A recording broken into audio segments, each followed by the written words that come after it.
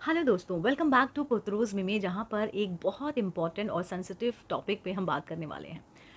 क्या आपका वजन माँ बनने में रुकावट बन सकता है? अगर हाँ, तो हम क्या कर सकते हैं इसे इम्प्रूव करने के लिए? तो चलिए शुरू करते हैं आज का वीडियो।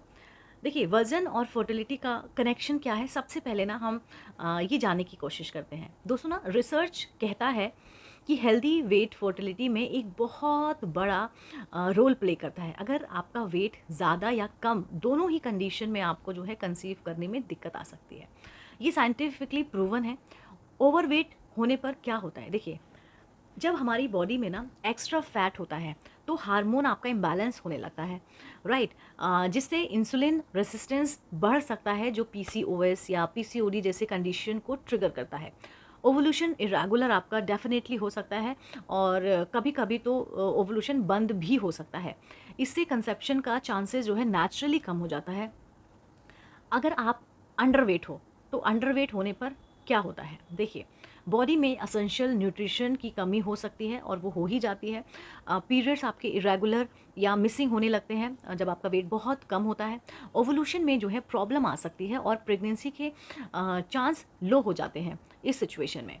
देखिए, आपको ना प्रेगनेंसी के लिए आइडियल बीएमआई होना बहुत बहुत ज़रूरी है।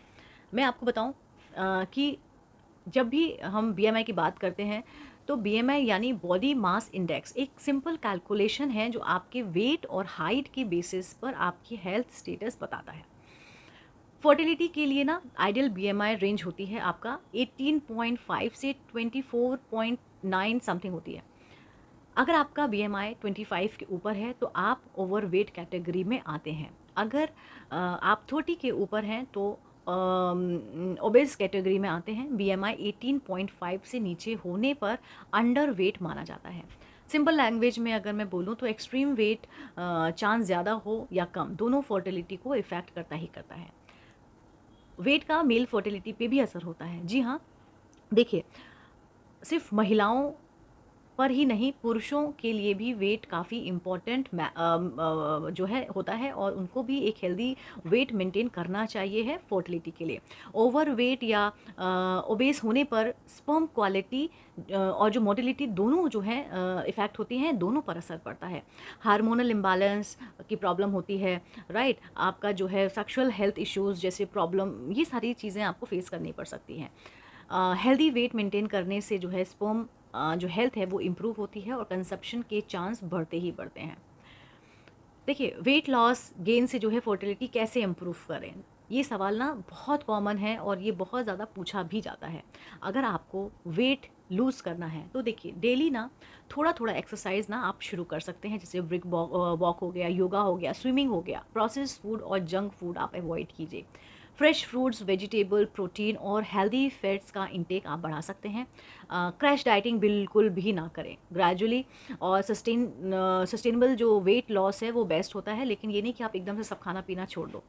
अगर आपको वेट गेन करना है तो जो न्यूट्रिएंट डेंस फूड होते हैं, जैसे नट्स, सीड्स, डेयरी प्रोडक्ट हो गया, लीन मीट हो गया, इनका इंटेक आप बढ़ा दीजिए। हाई प्रोटीन हो गया, बैलेंस डाइट आप फॉलो कर सकते हैं। रेगुलर आप मील लीजिए, कोई भी स्किप मत कीजिए। हेल्दी स्नैक्स लेना अच्छा होता है। ये सब करते वक्त एक क्वालिफाइड डॉक्टर या फिर डाइटिशियन से जो है कंसल्ट करना ज़रूरी है, क्योंकि हर बॉडी ना अलग होती है, और पर्सनलाइज प्लान सबसे इफ़ेक्टिव होता है। देखिए दोस्तों, मैं आपको ना वेट इश्यूज़ की वजह से कभी कभी एंजाइटी या फिर गिल्ट का फील ऑब्वियसली आ सकता है, लेकिन हमेशा आप याद रखिए, सेल्फ ब्लेम करना या स्ट्रेस लेना फर्टिलिटी को और भी इफ़ेक्ट करता है। इससे प्रेगनेंसी के चांस जो हैं और भी कम हो सकते हैं।